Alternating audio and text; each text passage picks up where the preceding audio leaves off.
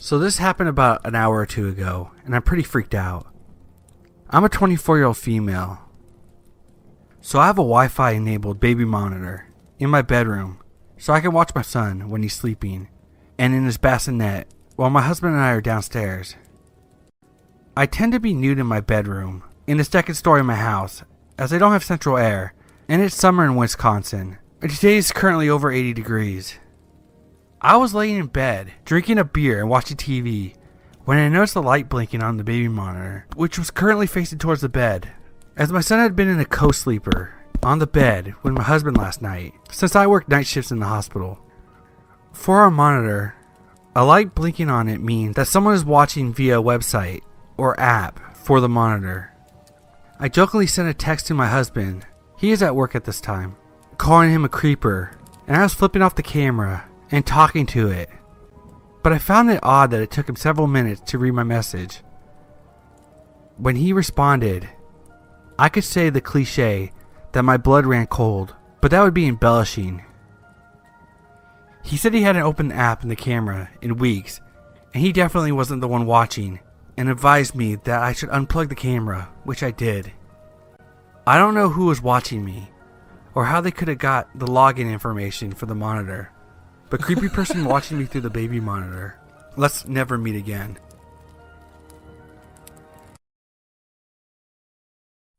Just a few details before I start. This happened a year ago. I was 18 years old. I moved in with my mom last summer because my parents are annulled and my dad decided that I should study here because there's this one school here that has a really good reputation when it came to the course I wanted to take up. So I was new to the neighborhood.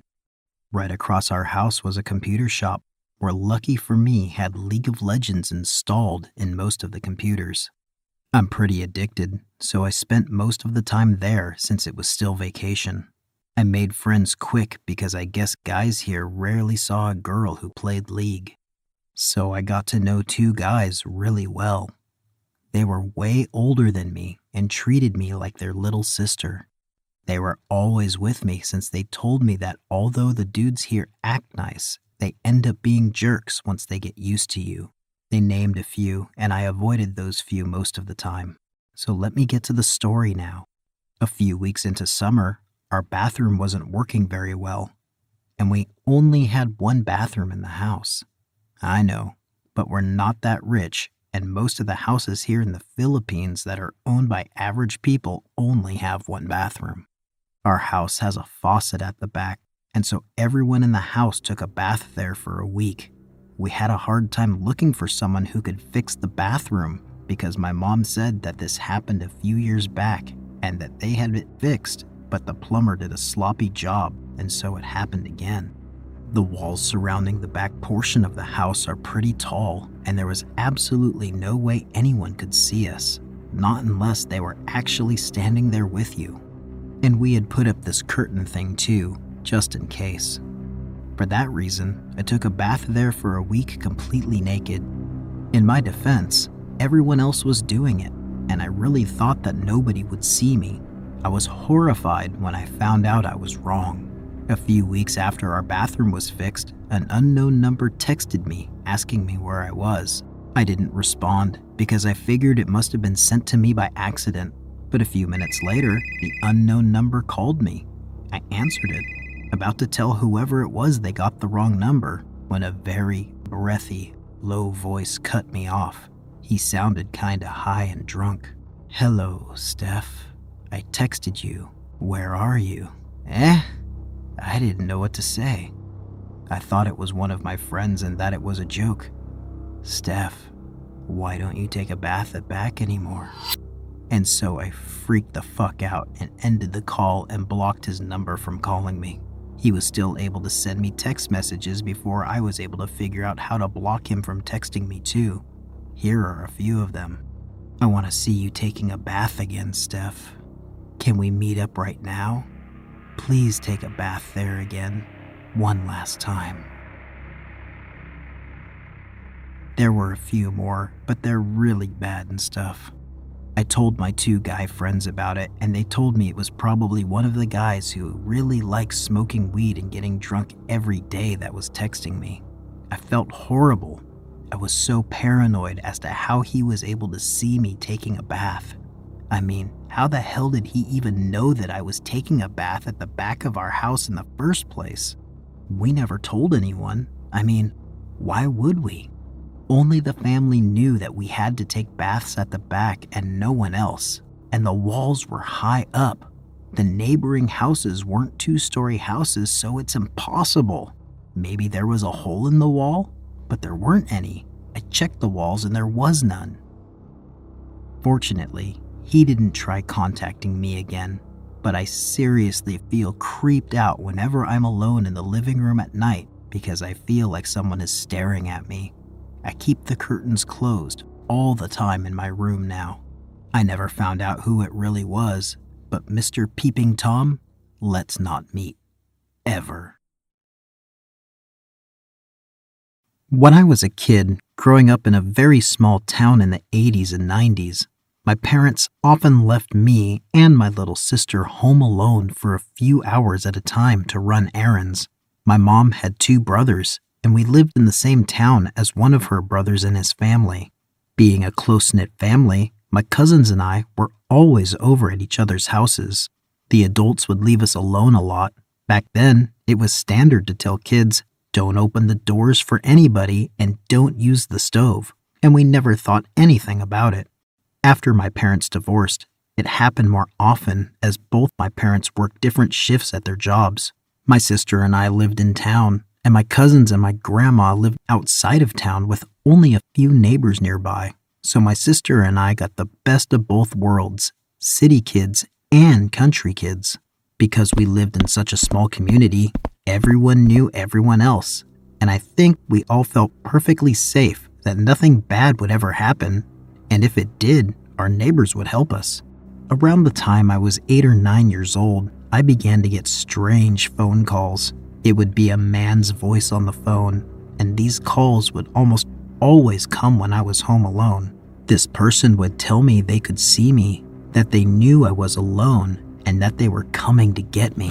When I'd get these calls, I'd usually just hang up without saying anything. Of course, it terrified me, but I was too scared to tell my parents. I was scared by the calls, but I also liked getting to stay home alone. Being left to take care of my sister made me feel grown, and I didn't want my parents to stop leaving me in charge. Stupidly, I kept the calls to myself. One day while my dad was at work, my cousin, who was a year older than me, was at my house. We were watching TV and playing when the phone rang. She answered it, and her face went pale. She hung up and started crying. I immediately asked her what was wrong, and she shook her head saying, "I can't tell you." I pressed, and she finally told me about how this man would call her a lot when she was home alone, always telling her he knew she was by herself and that he was going to come get her. I was shocked. I explained that I had been getting the same calls, and we immediately agreed that it had to be one of her older brothers or their friends playing a mean joke on us. We calmed down and kinda laughed it off. I didn't get a call for another while after that, so I almost forgot about it. In the summer between my 6th and 7th grade year, my grandma had taken a part-time job, and my mom lived in another town, so my sister and I were home alone all day, every day, while my dad worked. We spent our days outside playing in the yard, riding bikes around the neighborhood, and tanning in our backyard a lot. One day my sister was gone to a friend's, and my cousin was back at my house. We were listening to music and dancing around the living room when the phone rang. I picked it up, and there it was, the voice. At this point, I was 12 years old, and I had developed a little bit of an attitude. When the man told me he knew we were home alone, I laughed and said, "Liar." He waited a moment and said, "I can prove that I know you're alone." I laughed again, a little more nervously this time, and said, "Oh yeah? Then do it." His response was, "I love that little yellow tank top you're wearing today." By this time, my cousin had turned off the music and was watching me, so she saw when the color drained out of my face, I was freaking out. I had just gotten a new outfit and was wearing it, a yellow tank top and jean shorts with matching yellow and pink patches. I yelled, "Leave us alone," and slammed the phone down, my heart racing. I started crying and told my cousin it was him. He knows we're here by ourselves. I ran over to shut the living room curtains and my cousin said, "I think we should call somebody." I agreed, but instead of calling the police, she picked up the phone and tried to call her mom at work. We got no answer. I called my dad's work and left a message with the gate guard to have him call me. As we were debating what to do next, I heard the gravel in our driveway crunch under the wheels of a vehicle. I ran to the window and peeked outside to see a small red car sitting in the driveway.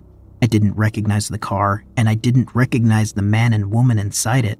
In our tiny little town, even if you didn't know someone's name, I'd surely know their face, but I didn't know either one of them. I froze with fear as I watched them talking to each other, and my cousin ran to lock the back door. We had no weapons, and no real way to try to defend ourselves other than my softball bat, which was outside on the carport.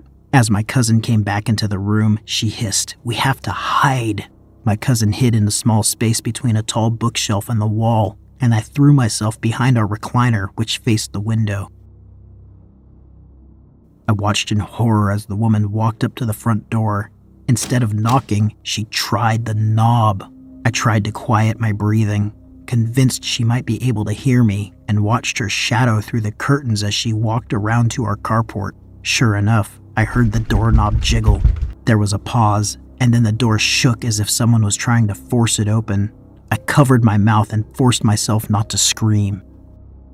After what felt like an eternity, the sound stopped and everything went quiet. I was too afraid to move, so I just waited. I have no idea how much time passed, but eventually we heard the car backing out of the driveway. Once I got the courage, I ran to peek out the window again to make sure they had really left. I saw no trace of the red car, but I was still racked with fear. I told my cousin she could come out, and we hugged each other in relief. Even though we were scared to go outside, we decided to get on our bikes and ride to the office my aunt worked in. Once we were there, we told her everything, the phone calls and how long they'd been happening, the red car, and the description of both people inside. She immediately called the police, and we had to give our statements about it all. When my dad got home from work, he asked me why I'd called the gate guard, and my aunt filled him in on everything. And from that moment on, we weren't allowed to stay by ourselves again until I was probably 16. We never heard anything else on the case, and we also never got any more phone calls again. It's been years, and I still think about the situation often. We never found out who made those calls, or who those people in the red car were. The phone calls could have just been some mean prank, and those people could have just been simply trying to rob the house or something, but the coincidence that day was crazy. I have no idea if the man kept watching us as we grew up, but the whole thing definitely made me paranoid about a lot of things, and I always make sure to keep a weapon near me at all times when home alone. Now, as a single mom, I am forced to leave my kids alone occasionally, and I am overly protective with them, giving tons of instructions and rules about what they can and can't do. They may roll their eyes at me, but I know the dangers of the world, and I'd rather be safe than sorry. So, to the man and the couple in the red car, let's not ever, ever meet.